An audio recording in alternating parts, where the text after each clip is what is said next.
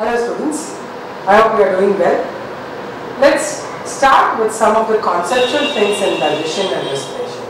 Because once I discussed some questions with you, I heard that some of the students were saying that some conceptual things they are still having doubts. So let me give you first some concepts on digestion, then we are going to talk about some of the questions and their answers. Once you understand the full concept, then for you it will be very easy to solve any number of questions. So therefore, instead of looking at the number of questions, let us look at the subject depth.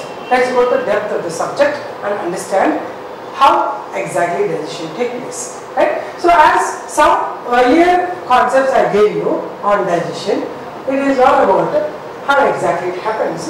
It is by breakdown of complex organic food material into simple organic compounds, converting them into the form which is available, which can be absorbed in the alimentary canal. That is digestion. But this happens actually with the help of enzymatic hydrolysis. Therefore, if you want to explain or define digestion, it is the process of enzymatic hydrolysis of the complex organic food into simple organic food. That is how we have to explain or define digestion. Without the enzymes, the reactions will not happen, because you know that enzymes are increasing the rate of reaction. Then once we have started with the parts of digestive system in humans, I gave you the other class about the structure of the salivary glands, complete digestive tract in human beings.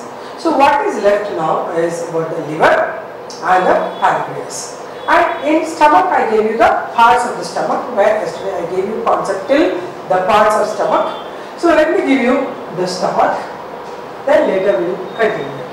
So stomach, as we all know, it is a bowl-shaped structure. Here the parts of the stomach are, the first portion, this part is called as the cardiac stomach, and the swollen up part is called as the fundus.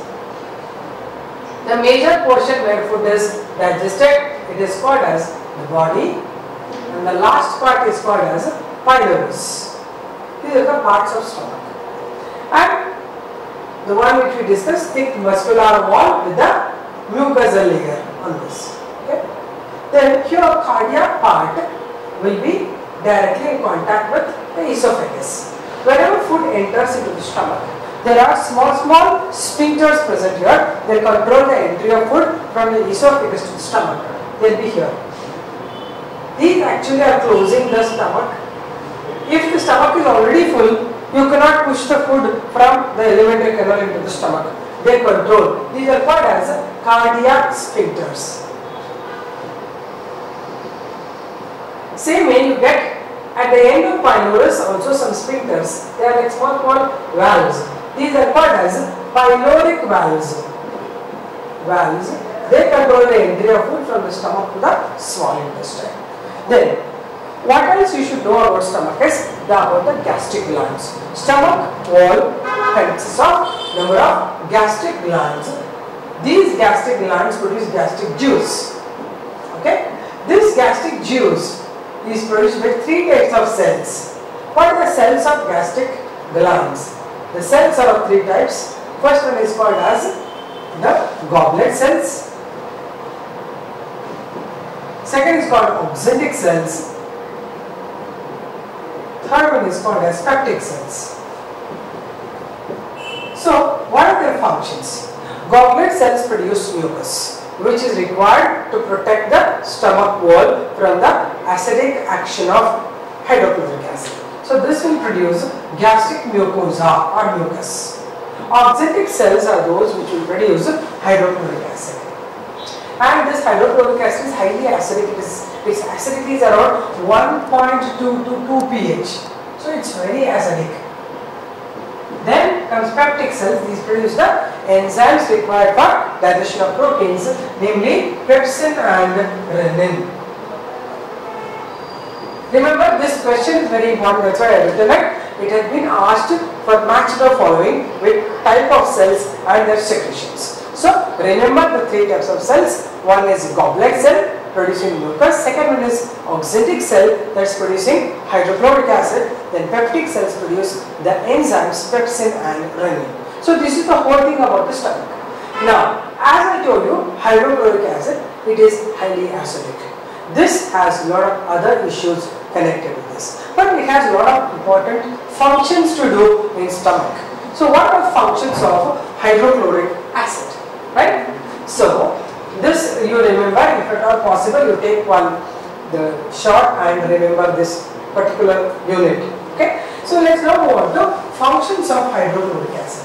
I told you the hydrochloric acid is very acidic, and what we do is, first thing is, it helps in killing the microorganisms that are entering through the food. So hydrochloric acid, first action is immunity. It kills microorganisms that are entering through the food.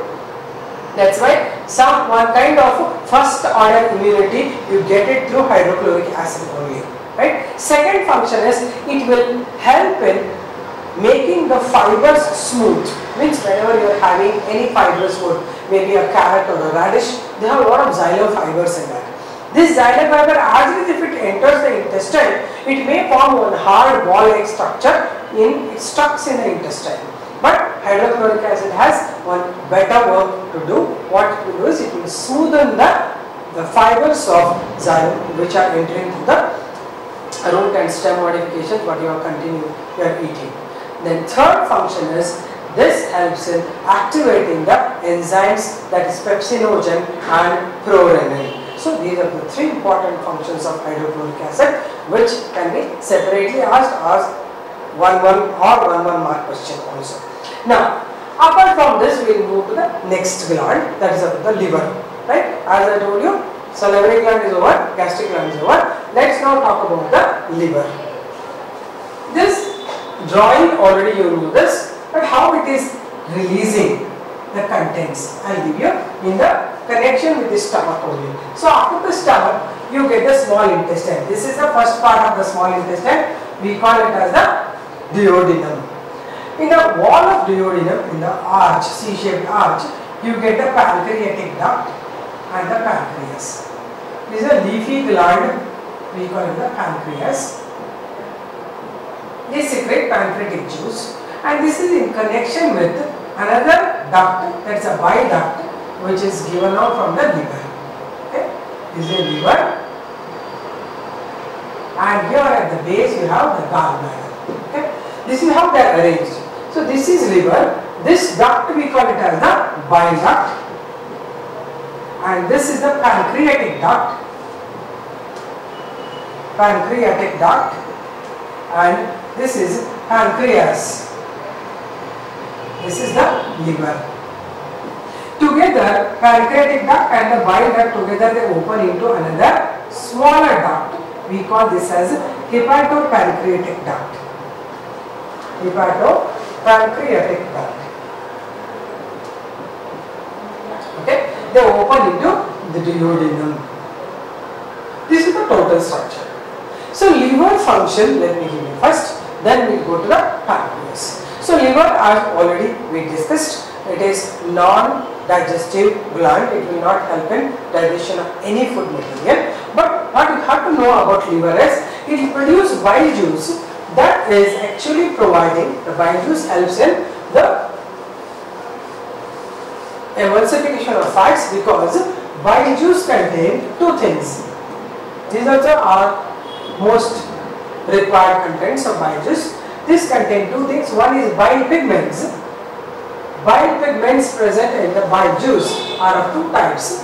One is biliverdin and bilirubin. Bilirubin is yellow color pigment and biliverdin is yellowish green pigment. They provide certain color to the bile juice, which is normally yellow in color. And not only this, their main function is to provide color like a yellowish golden color to the stools, the fecal matter in human beings. If at all the stool color or the fecal matter color changes, then you can guess that something is wrong with the liver, right? That's why whenever there is any digestive disorder, they will ask the patient to get tested for the fecal matter or the urine or the blood or the saliva. These are the things which are the outputs from the body, right? Therefore, any output which comes out of the body has to be tested whether it is rightly processed or not. So here I told you bile pigments provide yellowish tinge to the fecal matter. That means it's a right tinge, which explains that bile juice is produced at the right quantity and right quality also. Then next is about the bile salts. These are sodium glycopholate and sodium taurocolate. They help in the emulsification of fat, where the large fat globule will be broken into smaller fat droplets. This we call it emulsification of fats. So this is about the bile juice function. It is the major function of the bile juice. Now one more thing you should know, how are these pigments formed? This is a NEET part. The depth of the subject, if you go, that becomes a NEET portion. So how are these two pigments formed? These two pigments are produced during the metabolism of hemoglobin. Hemoglobin is found in the RBC. You all know RBC contain hemoglobin. Because of the presence of hemoglobin, RBC looks red. Once it takes oxygen, it becomes more red. This RBC has the age of 120 days. After its age, it will break down in the spleen. Spleen is a large lymph gland present behind a somewhat linear by liver above the stomach. Once the RBCs are broken down, then hemoglobin will enter into the liver and that will break into bilirubin and biliverdin. So the end product of breakdown of hemoglobin are bilirubin and biliverdin. Further, their bile pigments only give light yellow color to the urine also, because they convert to urochrome. Urochrome is another pigment.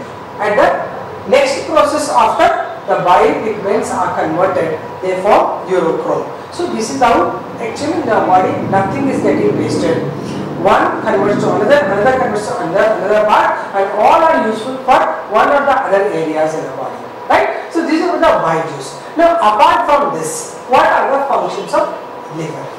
So liver, when you take a TS of liver, transverse section of the liver, anyway in the picture it's given already, we can refer the slide also. Just like in short, how is the liver looking like? Liver will have number of lobules. These are called as hepatic lobules. These are somewhat hexagonal or pentagonal in structure with the central canal. This is called the hepatic canal, and these are continuously related or released to the terminal position. These are called as the hepatic cords.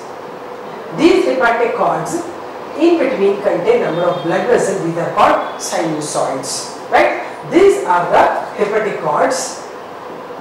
Hepatic cord is this one, and in between whatever I am writing the blood vessel, this is called as a sinusoid. Okay? Now these cells, each unit is called the hepatic cell or hepatocyte. Then let me take a small portion, enlarge here and show you here. These are the hepatocytes or hepatic cells. They contain nucleus. Another hepatocyte or hepatic cord I am writing with hepatocytes. And here is our blood vessel in between. These blood vessels are lined by the lining of the blood vessel we call it as endothelium. I hope you remember. This is a blood vessel I am drawing. Okay, this is the hepatic cord, and this is the blood vessel called as sinusoid. This is the lining of the sinusoid. We call them as endothelial cells. Normally, all blood vessels lining we call it as endothelium. Now, some of the endothelial cells are specialized. They will be having dissected margin like this, and they are called, special cells they are called von Kupffer cells. Very important word, you remember this, it comes in your second PUC part also of immunity. Right? So von Kupffer cells are having dissected margin, and what is their function? Their function is to provide immunity, that is cellular immunity. Whenever blood is passing through this, if there are any pathogens present over here, they will be caught by this, engulfed by this, and they are destroyed. Therefore, liver also take part in providing the immunity. We call it as cell-mediated immunity. So there are so many types of immunity you have learned. That is the physical barriers, chemical barriers. Apart from that, cell-mediated immunity, where this can act as a cell-mediated immunity, that is a one cover cell of the liver. So, liver, right now I told you, bile pigments are formed, bile salts are formed, and they help in only providing or helping for digestion. They are not involved in digestion. This is helping for immunity. Now remember one more thing, liver is the area where our sugar or glucose level is actually balanced. But liver alone will not do that, it is done along with the pancreas. Liver and pancreas together control the blood glucose level. Okay, now I will go to that as a carbohydrate metabolism. So liver other functions are to maintain carbohydrate metabolism. Actually, liver is the most responsible organ. It weighs around 1.4 kg, it's very heavy. Biggest digestive gland in our body, covered by Glissen's capsule. Apart from that, it will control our blood glucose level. This I will explain to you right now. That is how exactly glucose level is maintained in our body with the help of liver. Okay, so let me give you that particular function of liver, due to which we are having, although we are having so much of carbohydrate, we still, all of us are not suffering from diabetes because of our liver. So what is that happening in liver?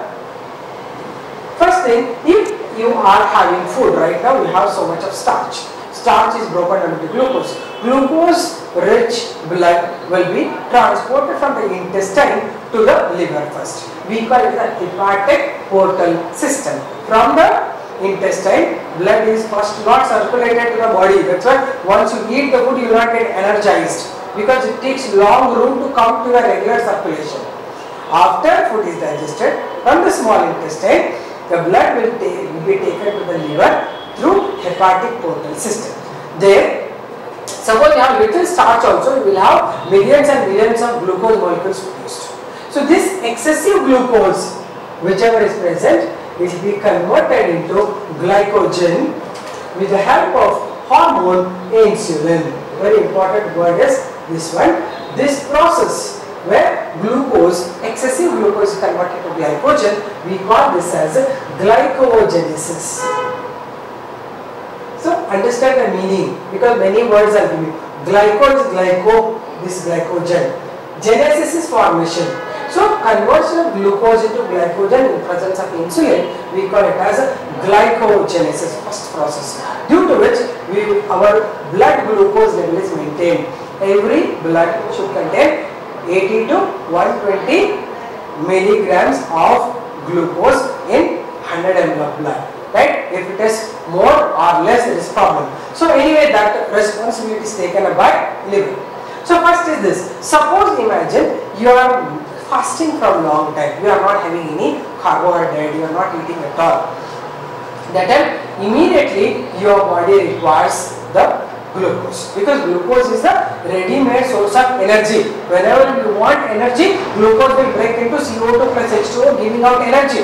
If there is no glucose, there is no energy, right? Imagine you are having your food at evening at 8 o'clock and morning till 11 o'clock, 12 o'clock you are not having food, then you will have more than 12 hours gap. During that big gap, our liver have to work. What it will do? It has to provide glucose, otherwise your mind become blank. Because if there is no glucose, no energy, brain cells cannot activate. That time, glycogen present in the liver will be converted into glucose and provided to the blood circulation by the help of hormone called glucagon. This is a very important thing I am giving you. Remember these words.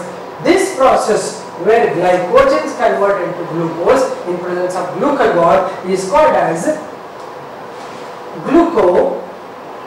glycogenolysis. Glycogenolysis. So first process is this. Second is glycogenolysis. That is, glycogen is broken down. That's the meaning is, simple meaning is glycogen broken down to glucose. So it will provide the energy. So that happens by glucagon. Now word is where this insulin and glycagon has come from. They have come from. Glucagon and insulin are produced in the pancreas. Remember, pancreas is here. Here is the liver. So from pancreas, this insulin and glucagon have to be released, go to the liver. There is no connection, direct connection is not there. This will be released to the bloodstream. So insulin and glucagon have to be released to the bloodstream. That blood will take that is insulin to glucagon to the liver. There only actually it starts working. Therefore, this to happen, you need insulin and glucagon have to be produced by the pancreas. Pancreas must have to work. Otherwise, if one is wrong, either liver or pancreas is wrong, it's not going to work. Therefore, this function is very important. That is, one is glycolysis, conversion of glucose into glycogen in presence of insulin. Second one is conversion of glycogen into glucose in absence of any energy. This is called glycogenolysis. But apart from that, one more thing, this is the first process, this second process. Third one I am giving you. If suppose you are not consuming any food, you are fasting from 2 days, 10 days, something like that. Then there is nothing in your body, neither glucose nor glycogen, nothing is there. That time your body requires energy. For energy, no other thing source can work. Only glucose is required. That time any proteins, any fat present in our body will be taken and converted to glucose. So that process we call it as gluconeogenesis. This is called gluconeogenesis. Remember this word. Gluconeogenesis is conversion of non-carbohydrates to glucose. Right? Due to this, what happens? Most of the protein membrane of the cells will get broken down. Right? If anybody is fasting for 10 days, 20 days, the inner wall of the stomach and the muscles and every protein is taken out and converted to glucose. Therefore, they will have the weakening of the stomach, and stomach openings will happen, and the bones will become weak, and muscles will get reduced in their quantity and quality also, because this is happening. Gluconeogenesis is happening. Okay. Now, one more process happens. Glucose converts to glycogen, fine, you are having starch, excessive glucose converts to glycogen, and if still you are having starch without you bothering about any type of diet and all, then excessive glucose converts to the lipids. This is called lipogenesis or lipogenesis, very important word. Remember, most of them they complain that they are not having any fatty food, still they are growing fat. One reason is any carbohydrate can convert to fat. Right? It may be rice, it may be wheat, anything, and most of the people have some wrong things in your mind. Having rice is starch, having wheat is not starch. This is some wrong concept. Remember, either you take rice or you take wheat or you take ragi or you take jawar, everything is carbohydrate. Right? Everything, if you excessively you take it, that is going to add up for your carbo diet. Right? Only thing, if you are really dieting, reduce carbs. Carbohydrate you stop and take up some proteins and other things. Therefore, this liver is taking so much of responsibility for converting our excessive glucose into glycogen, excessive glucose into the lipids. Right? Then, apart from this, I told you the pancreatic function I will give you in further in the next part. So, liver functions, you just remember, when I talk about pancreas, I will explain you details of the pancreas and liver, how they coordinate and work. Right now, I told you that insulin is produced from the pancreas, glucagon is produced from the pancreas. Only when excessive glucose is there, the insulin has to be released. That's called the feedback mechanism. Whenever there is no glucose, insulin should not be produced. That time it stops and glucagon starts producing. Right? Therefore, these two production of insulin and glucagon is under the control of pancreas, but they will have to come to the liver and function here. Right? Now, that's about the liver major function. Apart from this, see why I am telling you so much about liver is many people are hardly bothered about liver, because mostly we have seen people who drink alcohol, first thing to be spoiled is liver only. What happens in them? In them, from intestine or from the stomach, alcohol is directly absorbed and go to the liver, and liver is so responsible that it doesn't want the alcohol to affect the brain. Therefore, it converts it as much as possible into fat and stores, or convert it into urine and sends it out. Right? And you take all responsibilities and try to avoid its danger. Due to which people having alcohol within no time they become fat, because it converts neatly whole alcohol into fat, and the problem is it stores the fat in the liver cells only, due to which liver cells become more fatty. After some days they will break open and they will get liver cirrhosis. People who are drunkards will mainly suffer from liver cirrhosis. That's deadly disease, right? So therefore, whatever I am talking about liver, it is more responsible organ. Anything which takes responsibility will get first spoiled. That's what is happening now. Liver takes responsibility and it gets spoiled faster. If you take extra sugar also it suffers. If you take alcohol also it suffers. Some more activities. If at all person consumes any oral poison, mostly you would have heard it. If he consumes oral poison, first it go to liver.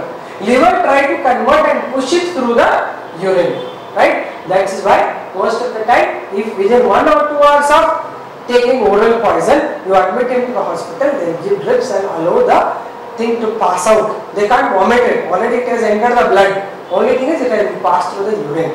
That is how liver is functioning. So therefore we call liver as a metabolic mill of human body. Remember this word. So liver is rightly called as metabolic mill, because it controls almost every metabolic activity of human body. That's why liver is so important. At least you have to not to spoil it, right? Give them right things, then it can work according to your wish, right? Now we move on to the pancreas. So this complete part of liver you understood, I feel. These words are very important: glycogenesis, glycogenolysis, lipogenesis, glycogenolysis. These words almost look alike. Most of the time such questions will be asked in NEET. Conversion of non-carbohydrate sources into glucose is called dash. They will give 4 options. Sometimes they will give glycolysis also. Most of the students are so familiar with the word glycolysis, they will write that off, right? So I am telling you, every word, if first 2 terms are similar, that doesn't mean it's same thing, right? So glycogenesis is different, glyconeogenesis is different, glycogenolysis is different, glycolysis is different. Glycolysis comes under cellular respiration, where glucose is broken into 2 molecules of pyruvic acid. That is not at all connected with this. Therefore, never mix up the things. Let them be in separate boxes, because our brain is so intelligent. Whatever you put in a proper fashion, they go and produce a small box and keep it there. If you are really understood it and really it has gone to the box, it will stay there. If no, then all will be mixed up. One you are calling one, another will come. Therefore, even at home you can see, whenever you want to keep the things properly, if you haphazardly throw them, not even one will be available. Same thing happens when you are learning something. Learn it properly and put it in one small box and keep it, and revise it again and again. Then only whenever you want, it will come to you, right? That's about the liver. Let's now move on to the pancreas. I am retaining the diagram just because you should know the connectivity. Pancreas is here, liver is here, this is the gallbladder. Come to pancreas, it is a leafy gland, and we call pancreas as a dual gland, because it works both as exocrine gland and endocrine gland. So let me give you the structure of pancreas. If you take a section, if you take transverse section of the pancreas, again you get pancreatic lobules like this. These are the pancreatic lobules. All over here they are present, they are triangular in shape. But apart from the main lobules, some of the cells will be present in the center or some in between. These are undifferentiated mass of cells. This is one endocrine portion of the pancreas. We call this as islets of Langerhans. Islets of Langerhans. Okay, these are called the pancreatic lobules. These contain cells called as pancreatic acini. These are called as acinar cells or pancreatic acini. Acini is the single unit of pancreatic cell. This is called pancreatic acini. This is involved in pancreatic juice formation. But what about islets of Langerhans? These are the undifferentiated mass of cells that form the endocrine part of pancreas. This is endocrine. Endocrine means they are not involved in the secretion. Endocrine and exocrine differences, I hope you know it. Endocrine glands are those glands that are ductless. They don't have ducts. Like pituitary is there in the brain. It will not have duct all over the body. It may control your reproductive system. It will control your growth. That means they don't have ducts. They are called endocrine glands. Exocrine glands are those glands that are having duct through which they are releasing the content to the target site. Like bile duct will transport the bile juice. So bile juice is a exocrine secretion of liver. In this pancreas, the pancreatic acini will produce pancreatic juice, and pancreatic juice is the exocrine secretion. Is a pancreatic juice. It is an exocrine secretion. This will help in digestion. But what I am talking is islets of Langerhans. This is an endocrine portion of the pancreas. This possesses three types of cells: alpha cells, beta cells, and delta cells. Right? Alpha cells produce glucagon hormone. Beta cells produce insulin hormone. Delta cells produce something called somatostatin. This is connected with somatostatin is connected to the urine formation. Right? So glucagon, insulin are produced by the pancreatic islets of Langerhans. Now I given both the diagrams. Here is the pancreas, here is your liver. This has to be released. This alpha cells should activate and produce glucagon at right time when there is a requirement for conversion of glycogen to glucose.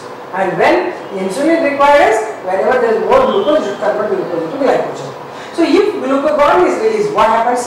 Glucagon converts, already we discussed, it converts glycogen into glucose in liver. So this increases the blood glucose level. We call this as hyperglycemic factor. Because it increases the blood glucose level, we call this as hyperglycemia. Right? But the reverse, insulin is produced, it converts excessive glucose into glycogen. It will release or reduce the glucose level in the blood. It causes hypoglycemia. Okay? So this you understand. Now, when a person gets diabetes, diabetes is due to the problem with insulin. The person is not able to produce, either not producing insulin or is not utilizing the insulin. So that is called diabetes mellitus. Okay? Keep it in mind, from liver, from pancreas, it should go to liver. Now I will talk something about the diabetes, which is the most common disease in most of the Asiatic countries. Right? Let's talk about diabetes mellitus. Diabetes mellitus. This is a disease in which there may be insulin less production or there may be no insulin production. But we write or classify diabetes into two types: insulin dependent diabetes mellitus, IDDM. Second is called non-insulin dependent diabetes mellitus. Two types are there. Their long form they will ask me. Remember, what is insulin dependent diabetes mellitus? The patients which are born with a defective pancreas, they will never produce insulin. They have juvenile diabetes, means birth diabetes. From birth, they will have diabetes for their whole life because their pancreas is not working or it is having some problems with it. Right? That is called insulin dependent diabetes mellitus. But remember one thing, very curious thing is non-insulin dependent diabetes mellitus. These people, they produce insulin, but insulin is not transported. No transportation happens. From where to where transportation has to happen? From pancreas, it should move to the liver. That's not happening just because of the presence of cholesterol. You would have seen it happens to some people who are very inactive. They are not functioning and they will be very fat, and at certain age, after around 40-45 or so, if they develop huge fat deposition in the body, then from the pancreas to the liver, there is no transportation of insulin. They are producing insulin, but they are not transporting. So maximum people have this kind of diabetes than this. This is a rare case. Child suffering from diabetes by birth is a rare case. But this is very common because this is all our indicating our lifestyle. We are not active. We are not usually making our metabolism to work. We are not circulating the things properly. There is a lot of deposition, there is edema in the body. That's why diabetes is the most common feature. Now, what are the characteristics of diabetes mellitus? If a person has diabetes, how do you identify he has diabetes? First thing, before checking the blood only, you should analyze that he will feel thirsty all the time. That is called polydipsia. The words you remember properly. Polydipsia refers to feeling thirsty, unquenchable thirst. All the time they will be thirsty. It is called as polydipsia. Polydipsia. Okay, this is the thirst. The person, before you check your blood whether it has sugar or not, if you are feeling for no reason thirsty, that means something is wrong with your mechanism. Therefore, this is the first one. Second one is polyphagia. Polyphagia is multiple eating.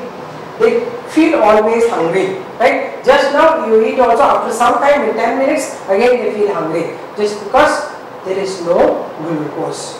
Why it happens? Because suppose this is the cell, these are the blood vessels, these must be carrying glucose, right? This glucose, whatever amount required. If there is no insulin, lot of glucose is there in the blood. But insulin also helps the transportation of the glucose into the cell. This makes the cell permeable for the transportation of glucose. So if there is no insulin, this is not transporting, it is not going. It is simply moving in the blood. In cell, there is no glucose. If there is no glucose, there is no cellular respiration. No respiration, no energy. That's the reason person who is suffering from diabetes will have no energy.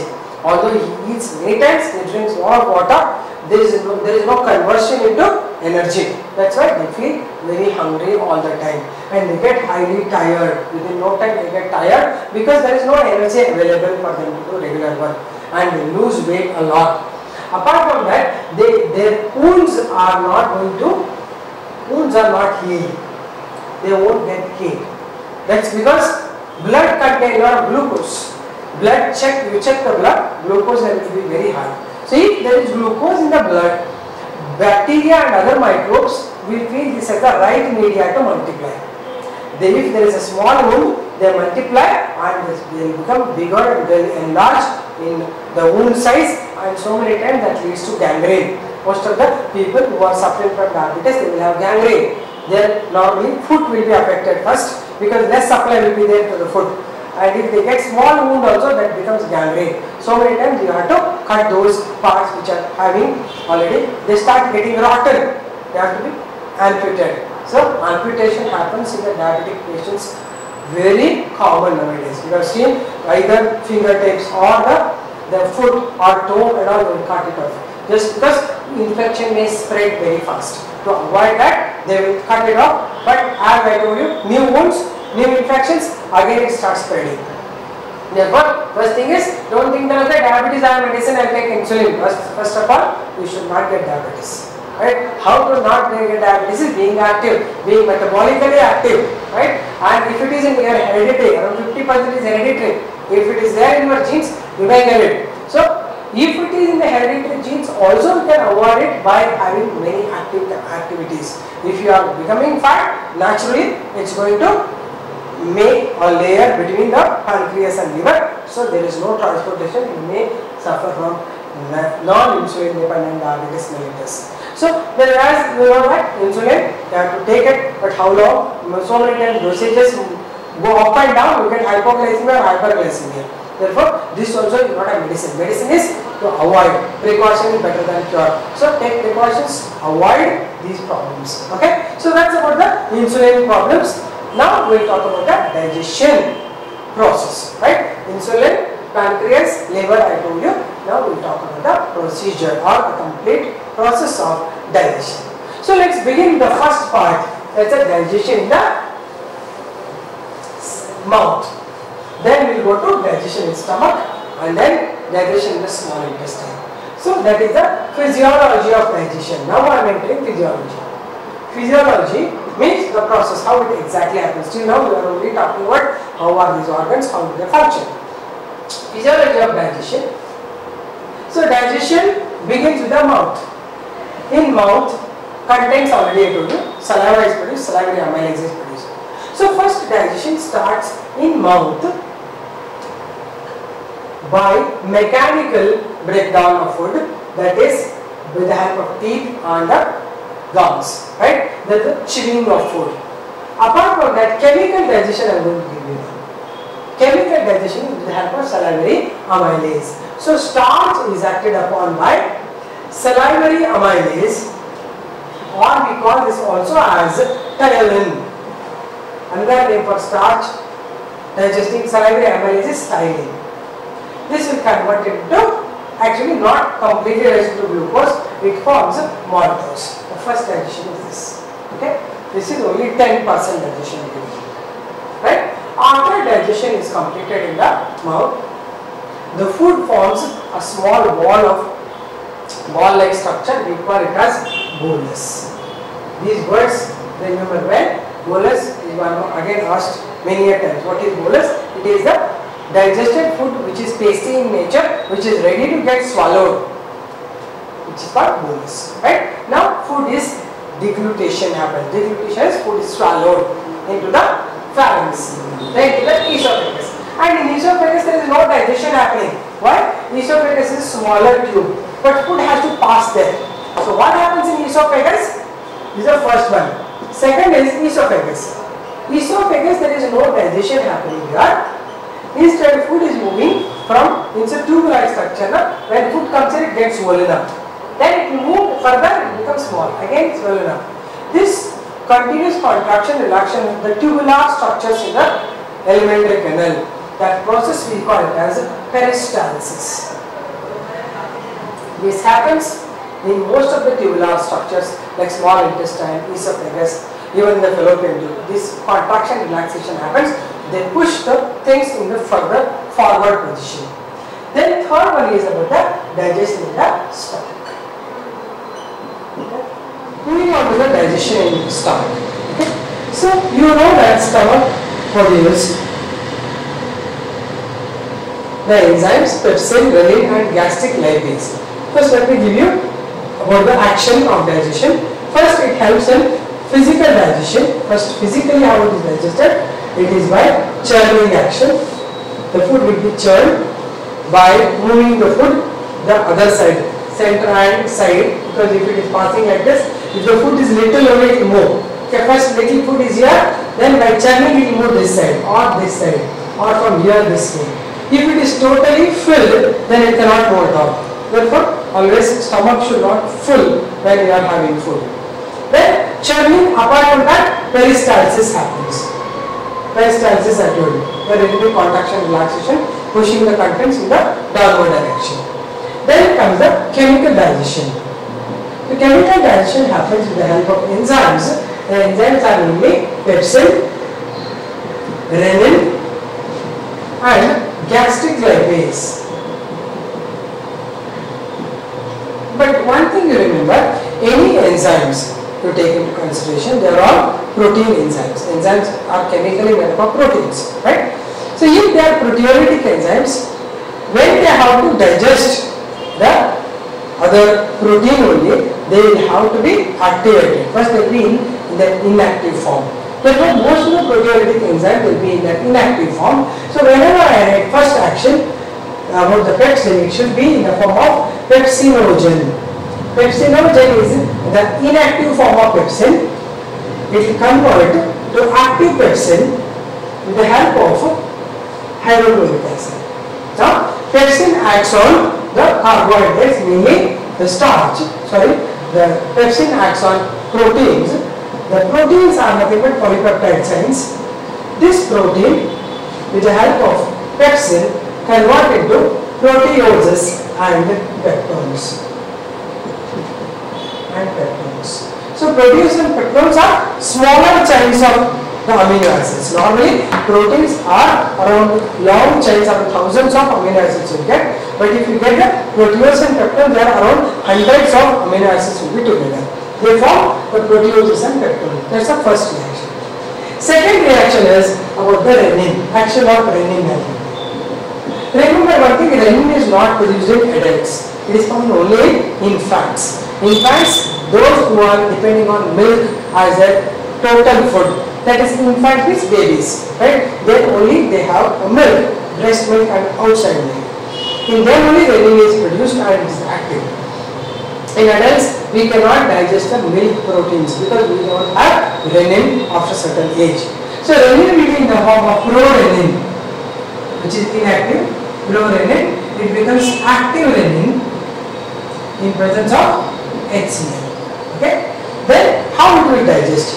First there will be casinogen, which is dissolved in water. It is a soluble one. In milk it is soluble, dissolved, right? In milk you get the protein plus water content mixed together. It is a kind of the solution which is called colloidal solution. Must be named colloidal solutions will contain amorphous substance along with water at particular temperature and pH will be liquids. If temperature and pH just changes, they will split. Even blood is colloidal solution. The milk also is a colloidal solution.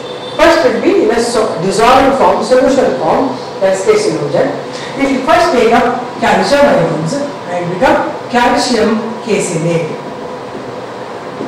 Later, calcium caseinate in presence of renin convert to casein, which is nothing but insoluble milk proteins. Right? So, soluble milk protein, which is in the form of liquid, now it will break into insoluble milk protein. This whole process we call it as curdling of milk.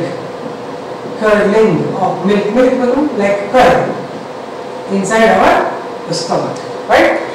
This casein is now ready to get digested. So now casein protein in presence of enzyme pepsin again convert into proteoses and peptones.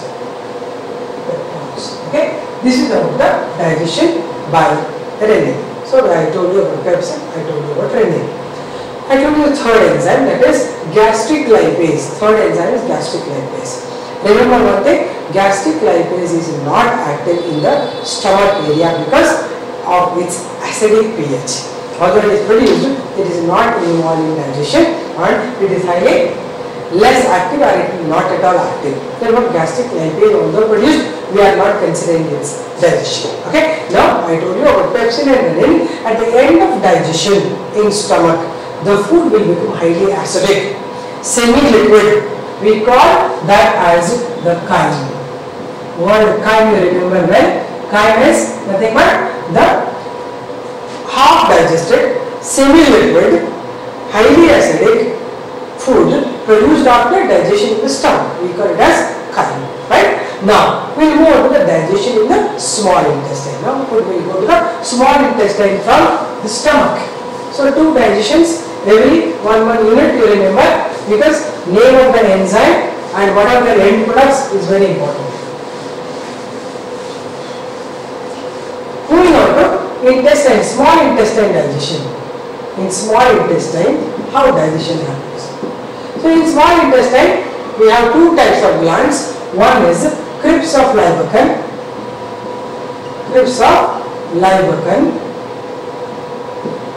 and Brunner's glands.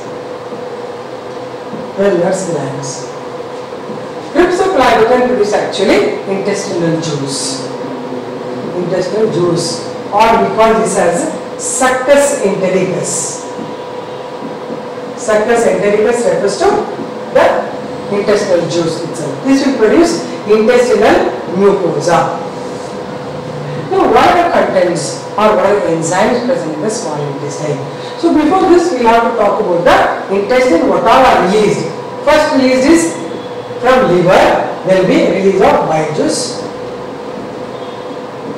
The second one, it is the pancreas releasing the pancreatic juice, producing the pancreatic juice. Okay. Now, intestine produce intestinal juice. So, three things are released. From liver, bile juice is released, and from pancreas, pancreatic juice is released, from intestine, intestinal juice is released. So, three things are released in the first part of the small intestine called duodenum. And what is the function? Liver has another function. that bile juice, it will reduce the acidity of chyme, because highly acidic food will enter from stomach to the small intestine. If it is not reduced, its pH is going to burn the duodenum. Therefore, first function of the bile juice is to reduce the acidity of chyme. Therefore, its pH is around 8.5 to 9 pH, highly alkaline pH it is. Because acid pH is below 7, alkaline pH is above 7. I am talking about the alkaline pH of the liver producing bile juice. Okay. Now, how exactly each one will work? Bile juice, I told you, is non-digestive. It helps only in emulsification of fats. Now, I will give you about the pancreatic juice. In the small intestine, first I will give you the digestion with the help of pancreatic juice. So, pancreatic juice, I told you, it is an exocrine secretion. This will be producing the enzymes. First I will give you the name of the enzymes. It will have the enzyme trypsin. Second enzyme chymotrypsin. Then pancreatic amylase. Amylase called as amylopsin. The words you remember, amylopsin. Just you note them down. These questions you just go through the previous exam paper, these words are there. At least you should know what is the other name for pancreatic amylase. Then is pancreatic lipase. It is called stearin. Then we have pancreatic nucleases, namely DNases and RNases. Remember all these enzymes you should have in your mind, and what you have observed here, pancreatic juice has all the enzymes to digest all type of the food substrates, whereas in stomach you wouldn't have got it. In stomach only you have protein digesting enzymes.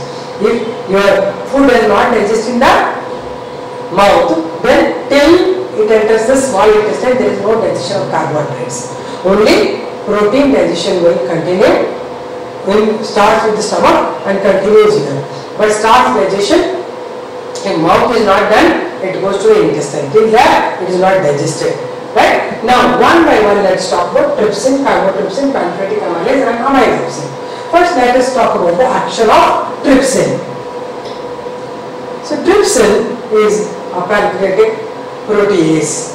This again I told you, protein digesting enzymes will always be in the inactive form. This will be in the form of inactive trypsinogen. This trypsinogen, in presence of the factor called enterokinase, converts to active trypsin. So this is an inactive trypsinogen. This will become active trypsin in presence of enterokinase. Where is enterokinase produced? Enterokinase is the substance produced in the intestinal juice. It is not produced somewhere in the pancreatic juice. It is non-digestive, but it helps only activation of trypsinogen to trypsin. Now, trypsin acts on proteins. By the action of trypsin, converting them into proteoses and peptones. Okay, that's about the trypsin action. Now we move to chymotrypsin.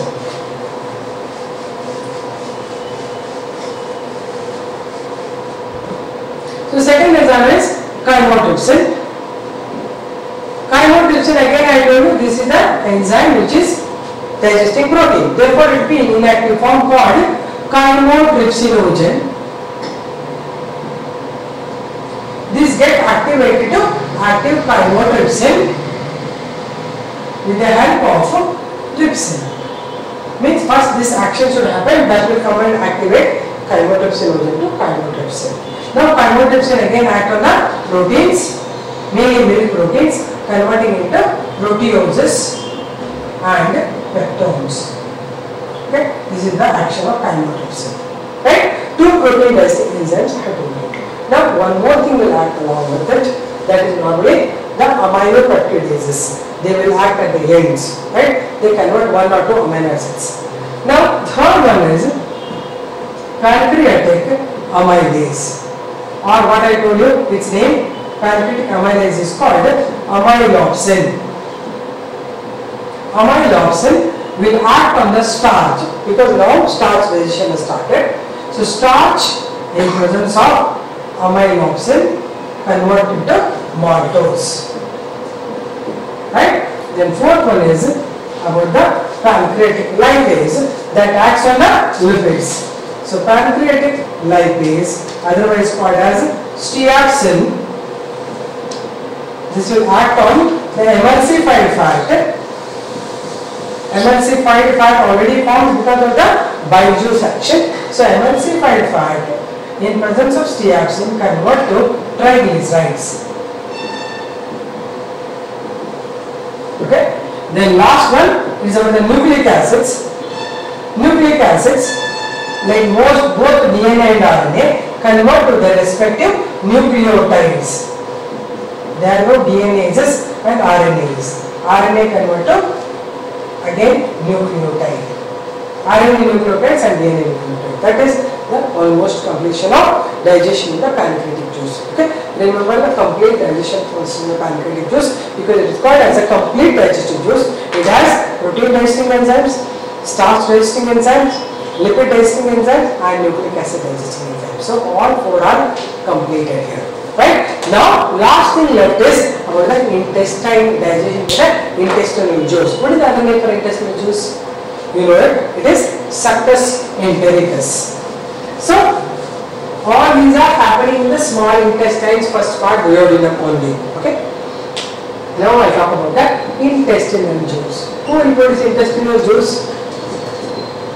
Who will produce intestinal juice? It is the crypts of liver. Crypts of liver can produce intestinal juice. So what are the contents of intestinal juice?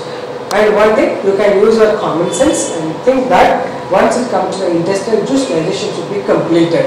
Okay, it can't form the half broken things. If at all starch has started, now it has become maltose. Maltose should break into glucose and fructose. Right? Therefore, it's like a common sense. When you write about intestinal juice, you are going to end the process of digestion. So here we have complete digestion, ending of digestion. So first one, how carbohydrate digestion take place here? All the carbohydrate digesting enzymes are disaccharidases. They digest the disaccharides, mainly sucrose, maltose, lactose. Right? Now first is sucrose, which we take as a sugar. This in presence of enzyme sucrase break down into glucose and fructose. This is a disaccharide.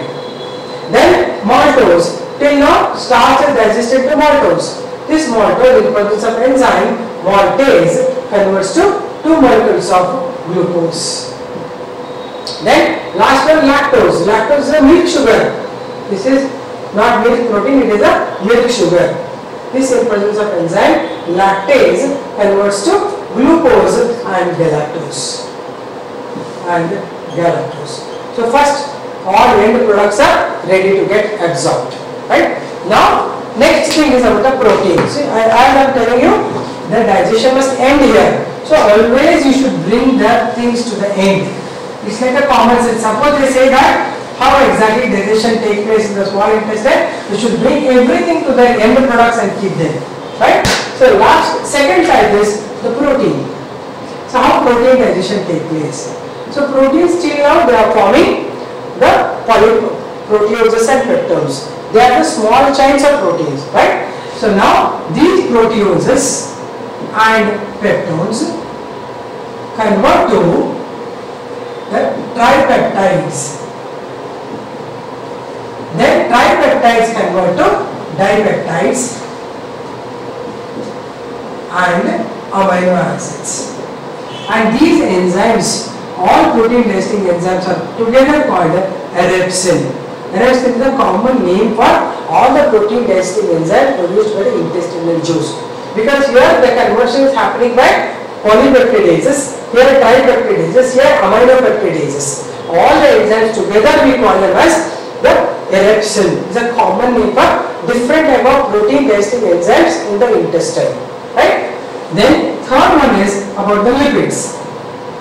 Lipids till now they are forming triglycerides. These triglycerides, with the help of enzyme triglyceridases, convert to diglycerides. Later diglycerides convert to glycerol and fatty acid. Fatty acids. So that's the end of digestion in the small intestine by lipid. The last one is nucleic acids. Nucleic acids, we have DNA and RNA.